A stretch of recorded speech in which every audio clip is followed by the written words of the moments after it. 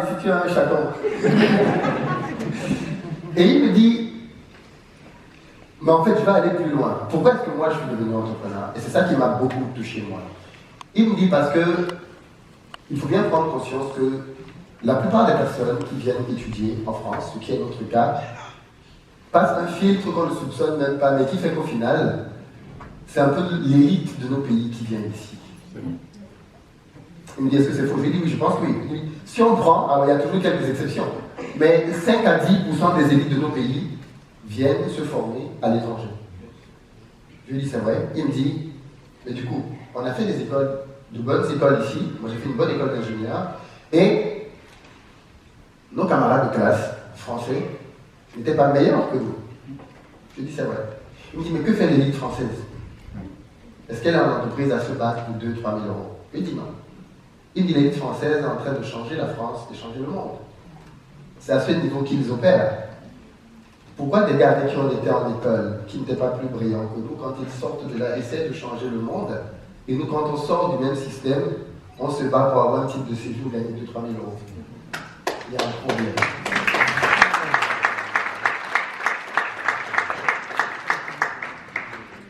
Et moi, ce discours m'a beaucoup parlé. Le discours de la personne qui est. Bienvenue dans cette nouvelle vidéo où je te partage le replay de la conférence de Philippe Simo qui s'est tenue ce 8 mars à Paris. Si tu n'y as pas été, c'est l'occasion pour toi de découvrir les moments phares de cette journée en regardant la vidéo jusqu'à la fin parce que je suis certaine qu'elle impactera énormément ta vie à un point où tu ne peux pas imaginer. Ça a été un moment formidable.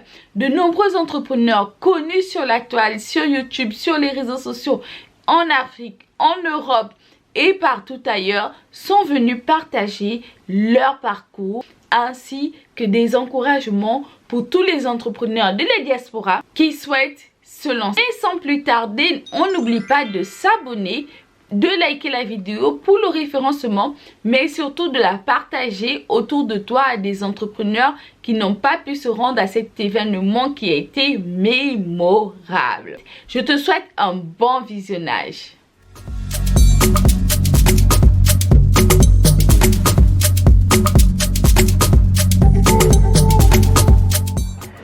Bon. Est-ce que vous allez bien toujours? Ok, on va faire un petit exercice. On va faire un petit exercice. Qui vient de Paris, ici? Non, mais si vous le levez comme ça dans le noir, on n'entend rien, il faut crier « Moi !» Moi! Est-ce qu'il y a des Parisiens dans la salle alors? Oui! Ok. Est-ce qu'il y a des gens qui viennent de province dans la salle? Oui! Ok, province, vous êtes d'où? De Lyon? Qui est le plus représenté? Lyon? Oh, vous n'êtes pas nombreux à Lyon, hein? Où ça? Il y a un mot, Montpellier, c'est ça? Tu es venu de loin, hein? Toulouse ici? Ok. Bon, on va pas faire tout le monde. Est-ce qu'il y a des gens qui viennent de l'étranger? C'est ça qui nous intéresse aussi. Philippe ne rigole pas, hein? Vous venez de l'étranger. Est-ce qu'il y a des gens qui viennent d'Afrique? Vous savez que les Africains sont devenus sexy, hein? Vous venez d'Afrique? Du Gabon? C'est un plaisir. Aujourd'hui, les Africains... Je ne sais pas si vous avez remarqué, mais les nouvelles stars, c'est les Africains.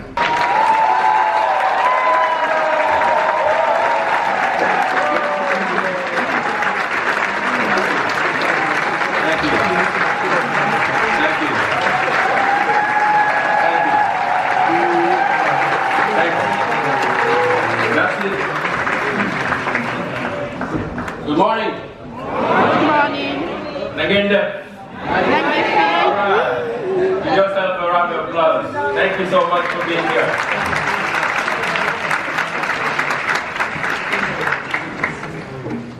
All right. Let's see if the slide will start.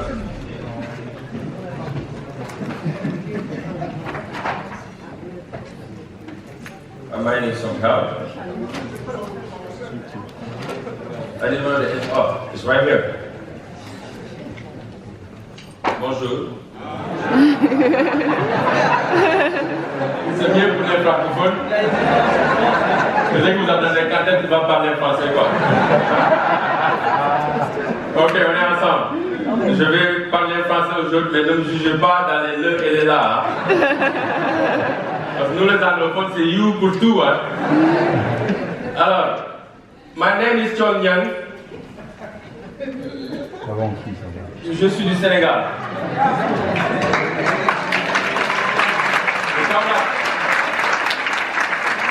Je suis né à Kaolack, 3 heures de temps de Dakar. Et de Kaolack, j'ai grandi. Il faut que quelqu'un m'aide comment gérer cette affaire-là. Voilà. I need an engineer who can help me to how to use this thing. Yeah, is this blank here? But I want to really show it because I want to share something with you interesting. With somebody that help me. Philippe, call one of the engineers, please. Call somebody to come and help me how to use this. Because je veux vraiment avoir un bon moment avec vous, partager mon expérience, mais mon histoire. Parce que c'est important le storytelling. Comme ça, vous comprenez pourquoi je fais ce que je suis en train de faire aujourd'hui. Pourquoi j'ai décidé de retourner dans ma terre natale au Sénégal, en Afrique. Pour contribuer à la construction de notre continent. De votre continent. Il y a besoin de chacun de nous. Et pour ça, l'histoire a commencé quelque part. Mon père était polygame. Donc ma mère était deuxième des 3 femmes. Et vous savez, surtout pour les Sénégalais qui sont là, grandir dans une famille polygame, c'est vraiment compliqué chez nous. Parce qu'il y a une certaine compétition entre les femmes et les enfants aussi. Donc, j'ai grandi voir ma mère vraiment dans les difficultés. Et j'ai voulu vraiment aider cette femme, une belle femme, très gentille, douce, mais qui se levait tôt le matin, 4 h du matin, 5 h, pour nettoyer toute la maison. Parce que quand on est en polygamie, la première femme a 2 jours, vous avez lundi, mardi. Après l'autre, on est organisé, hein. Mercredi, jeudi. Ils ont le propre système, quoi. Après vendredi, chacun a 2 jours. Si c'est tes 2 jours, tu dois cuisiner pour tout le monde. On ne fait pas de téléphone, on ne fait pas de voiture, on ne fait rien dans le monde, on fait 2 télépapiers. Et ça doit changer. Et on a besoin de chacun d'entre vous de s'impliquer pour qu'on révolutionne ce qui se passe en Afrique. C'est ça que je veux dire.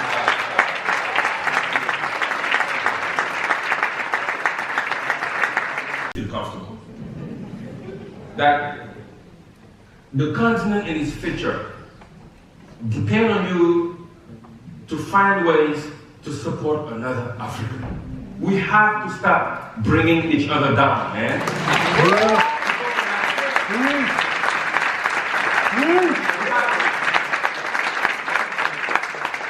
Every community is with us. For God's sake, this is the moment. Today.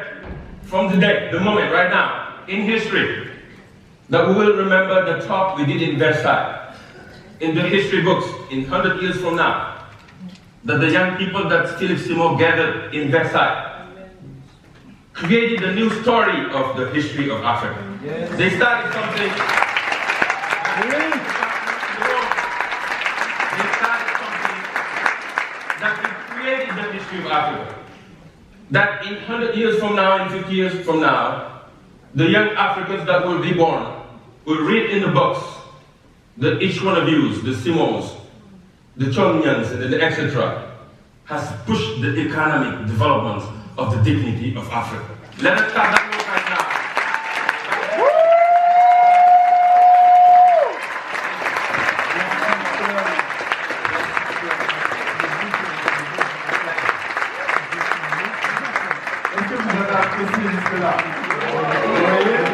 Peut-être pas 2 heures qu'on est là, mais déjà vous avez reçu beaucoup, non? Ça ne va pas. Je viens pour quelques minutes, vous êtes là, vous me regardez, on n'est pas sur Facebook.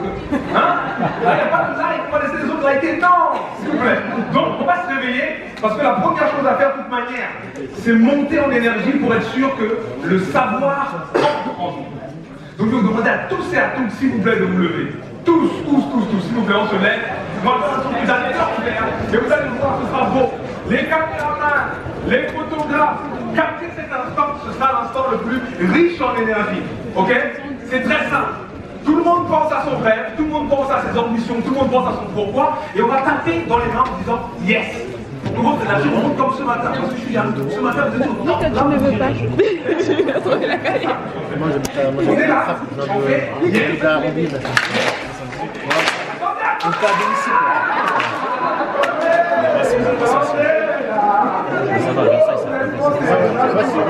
Ah, ça donne. Bon, donc on y va. Yes, et ça monte. Et vous allez voir ça monte. On va s'asseoir. Je veux partager les 3 choses que j'ai vues ce matin. Ok? Allez, on y va.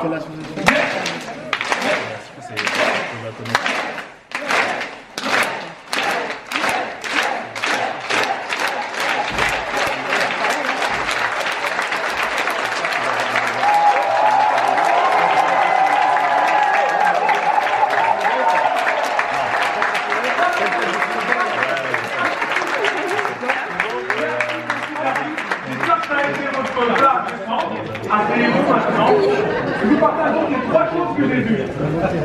3 choses que j'ai vues dans tous ces profils. Et j'ai remarqué ce matin, parce que je là, que tout le monde ne note pas. Ne faites pas confiance à votre mémoire. S'il vous plaît, notez. Je vois qu'il y a des gens qui écoutent et qui se disent non, moi ça va, je vais retenir. Mais il faut comprendre que dans ce genre de situation, la connaissance que tu reçois d'une personne qui a un parcours comme celui de M. Tofo qu'on a eu ce matin, c'est d'une richesse incroyable. Il y a des informations qui feront sens pour toi aujourd'hui par rapport à ta réalité d'aujourd'hui. Mais demain, tu auras besoin de certaines informations. Si tu n'as pas noté, tu ne les auras plus. D'accord? Donc n'allez pas à la source avec des mains. Les mains ne peuvent pas retenir. Il faut venir avec quelque chose de solide qui va garder tout le contenu. Bon, une question pour vous. Qui a déjà cru en un projet, impliqué son réseau, impliqué son argent, impliqué son corps émotionnel, et ça a foiré? Il y a beaucoup de gens qui ont réussi tout dans leur vie ici, hein? Mais dis donc, non mais c'est bien ceux qui ont tout réussi là, vous allez passer sur ça, vous allez m'expliquer. Bon, maintenant j'ai une question. Je ne pourrais pas prendre vos réponses parce que c'est pas très bien. J'ai une question. Qui est capable de dire pourquoi ça a foiré? À cause de qui? Qu'est-ce qui manquait? Criez comme ça, qu'est-ce qui manquait? Ok, les ressources, l'argent, quoi d'autre? L'organisation, oui. Le mauvais associé, oui. Donc si on continue comme ça, vous n'allez pas tout acheter. Parce qu'on peut trouver tout un tas d'excuses pour les ressources qui nous manquent. Première chose que j'ai constatée dans ces profils-là, leur ingéniosité active. Ce n'est pas l'affaire de ressources qui manquent, il a dit, M. Tofo. Ce n'est pas une affaire d'argent qui fait que le projet meurt. C'est une affaire d'ingéniosité active. Qu'est-ce que je veux dire par ingéniosité active? Ta capacité à être créatif et à renouveler tes tentatives. La ressource la plus importante, c'est notre ingéniosité. Ne te dis pas que tu es coincé. Dis-toi comment je fais pour y arriver. Et c'est une des premières choses que John Young nous a dit aussi. On commence par le pourquoi. Qui a écrit son pourquoi dans son carnet aujourd'hui? Qui a plus d'un pourquoi dans son carnet aujourd'hui? Qui a plus de 5 pourquoi dans son carnet aujourd'hui? C'est très bien ça. Il faut avoir, vous savez, moi je viens d'avoir un enfant qui commence à manger solide. Et donc quand on nourrit l'enfant, à un moment l'enfant il dit qu'il ne veut pas certaines choses. C'est là où j'ai compris ce que c'était la liste des pourquoi. Quand je dis une cuillère pour papa, l'enfant prend. Mais si tu redis une cuillère pour papa, il dit non, papa lève sa cuillère. Donc quand tu dis je fais ça parce que je veux faire briller le nom de ma famille, ok c'est bien. Mais après, Ok? Et ça m'amène au deuxième point. Première chose, ingéniosité créative. Deuxième point, le besoin de contribuer. Est-ce que vous avez vu que tous leurs drives sont liés à des missions plus grandes qu'eux? Tout le monde se sent comme un outil qui doit être utile au plus grand nombre. Tout le monde te parle de l'Afrique se meurt, l'Afrique a besoin de nous. Tout le monde te parle de j'ai été triste pour ma famille, j'ai été triste pour mon père. Parce que quand ça part de toi vers l'extérieur, ça devient de la contribution. Donc tu ne peux pas dormir. Et c'est pour ça que j'ai adoré l'exemple qu'il a donné, M. Tiofo, sur le fait de financer le business. Tu es responsable également des engagements que tu as pris vis-à-vis des autres. Et parfois, c'est ça qu'il faut faire. Ne pas penser juste à sa personne, ne pas penser juste à sa réussite, mais penser à l'impact de notre réussite, de nos accomplissements sur notre environnement immédiat et sur l'environnement de notre environnement immédiat. Et comme le chrono commence à... Ils ont écrit fin avec 8 i. Je vais finir avec une chose très simple, parce que je suis moi aussi une personne assez spirituelle dans ma façon de vivre ma vie. Et je vais vous dire juste une phrase. Il ne faut plus qu'on attende de recevoir des bénédictions, il faut qu'on accepte d'être des bénédictions. Ok? Donnez-vous à fond dans cette journée. Rappelez-vous pourquoi vous êtes là. Et surtout, une petite stat avant de vous laisser. Il y en a qui vont partir d'ici, ils vont se rappeler de rien. Ne soyez pas ces personnes. Notez tout. Soyez engagés dans ce que vous faites. Vous avez payé de votre temps. Au-delà du prix du billet, vous avez payé de votre temps. On va passer toute la journée ensemble. Ne rentrez pas bredouille. Ok? Merci à tous. On se voit plus tard. Encore une fois, d'applaudir à nouveau Monsieur Philippe Simot.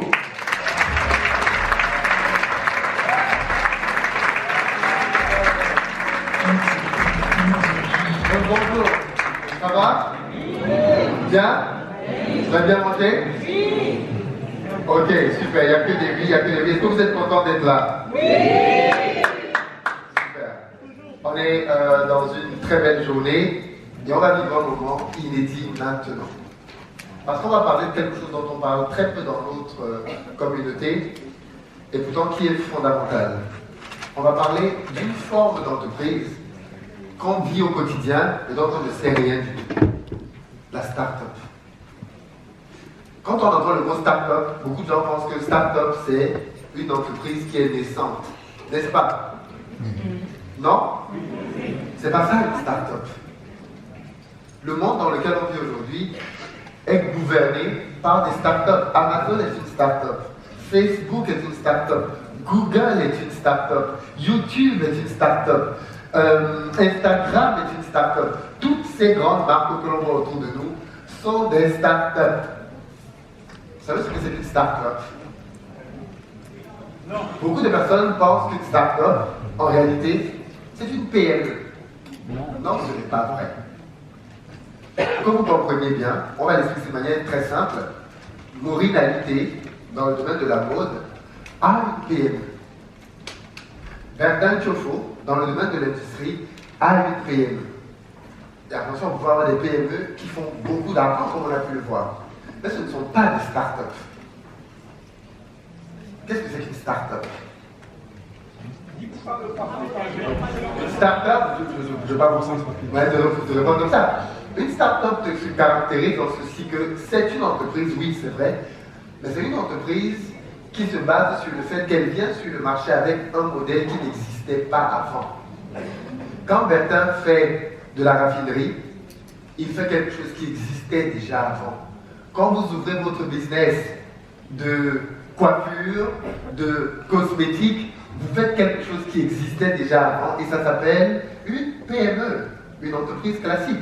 Quand Google est venu avec son modèle, YouTube, Facebook, Instagram, TikTok, ils sont venus avec des choses qui n'existaient absolument pas du tout. Et qui avaient le potentiel de résoudre un problème, qui allait s'appuyer sur l'innovation technologique et pouvoir se répandre dans le monde entier rapidement. C'est ça les caractéristiques d'une start-up. C'est pour ça que quand on crée une start-up et que ça commence à décoller, on est tout de suite sur des chiffres mirobolants. Et je suis très heureux qu'aujourd'hui, sur ce panel, on est deux des meilleurs start-upers africains jeunes. Ce sont des jeunes qui ont dit, nous on va aller dans la cour des grands, parce que dans la start-up, ça monte très vite. Et le premier que je vais présenter maintenant, il est moins connu et pourtant très talentueux. Il s'appelle Duplex Kangan. Et c'est quelqu'un qui a créé à l'époque une entreprise qui venait résoudre un problème qu'il avait rencontré personnellement. Et que beaucoup d'entre vous connaissent ici, qui consiste simplement à dire que quand on vient en Europe pour étudier, vous savez, les banques nous demandent, l'ambassade de France et généralement en Occident, demandent de pouvoir garantir qu'on a de l'argent pour vivre une fois arrivé en Europe. Et donc, pour ça, ils nous demandent de bloquer cet argent dans un compte bancaire. Et généralement, quand on a bloqué cet argent dans un compte bancaire, la banque doit nous donner un document qui s'appelle une AVI, qui permet de prouver qu'on a déposé de l'argent dans un compte en banque. Est-ce que vous savez que les banques facturaient ce papier qui dit que tu as déposé ton argent chez eux à 1 million de francs CFA, 1 500 €? Ouais. Oui, un papier à 1 500 €. Et beaucoup d'étudiants sont passés par là et ont connu cette galère. Jusqu'au jour où Duplex a dit, il y en a marre, on va régler ce problème.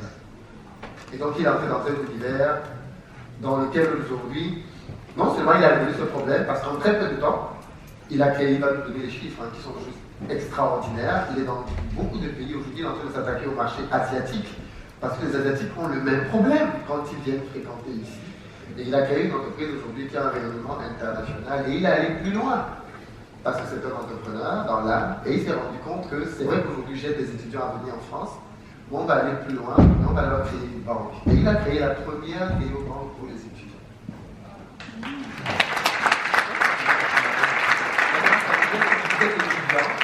En France, en Allemagne et ailleurs, et il vous permet de pouvoir avoir une banque qui vous suit tout au long de la vie de vos études.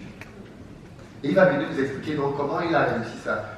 Pour vous donner juste le niveau auquel il performe, Anne Le Vergent, l'ancienne dirigeante d'Areva, est dans le board de son entreprise. Elle a dit, toi mon gars, je vais travailler avec toi. Et il est là aujourd'hui pour nous parler de sa start-up. Je vous demande donc une salle d'applaudissements.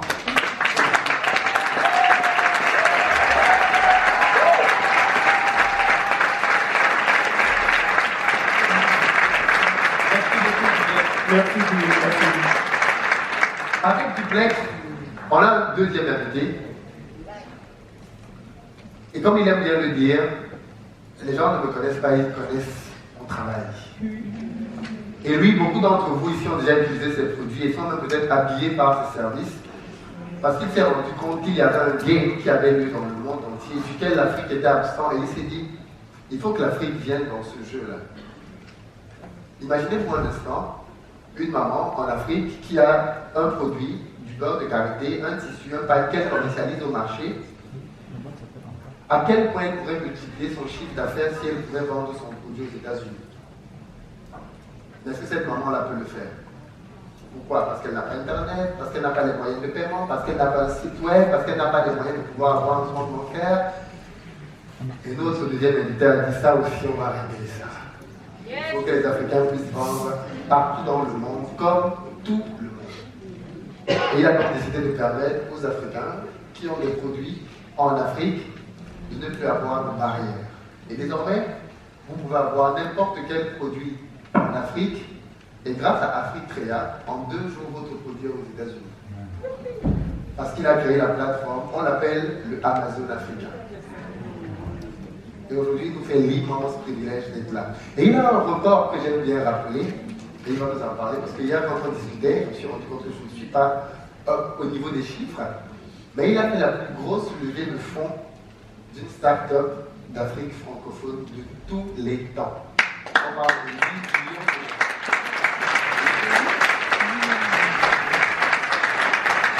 Je ne vais pas prendre plus de temps, mais inviter à venir nous rejoindre sur le panel, monsieur. Moulay Tabouré sur une salle d'applaudissements.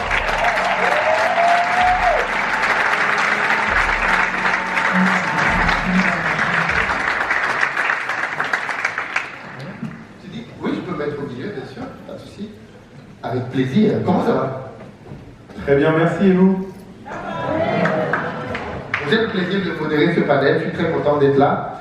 entouré de 2 gros millionnaires, ça va? On dit après l'interview avec toi, Philippe, ma famille a commencé à m'appeler. J'ai les tontines qui me cherchent au pays là.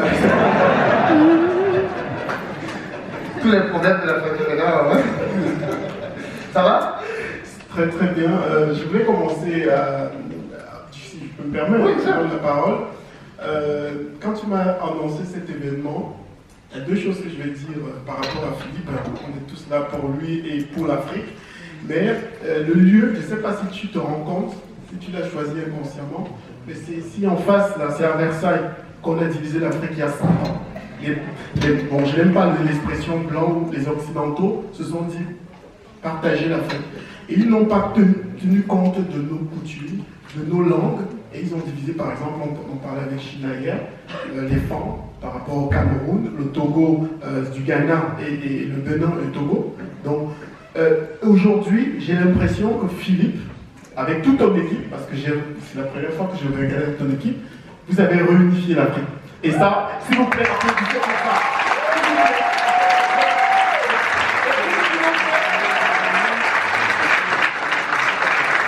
Et là, à Versailles, donc on est venu recoller tous les morceaux qu'on a divisés il y a plus de 100 ans ici. À Versailles aussi.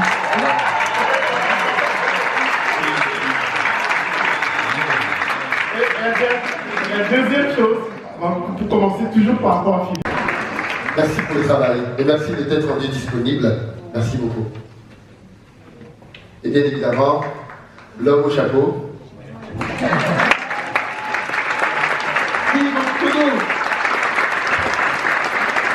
Il avait toutes les raisons d'abandonner et pourtant il est là.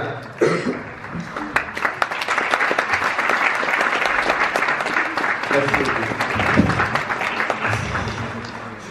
Et bien évidemment, le plus gros des cadeaux, c'est pour vous. Vous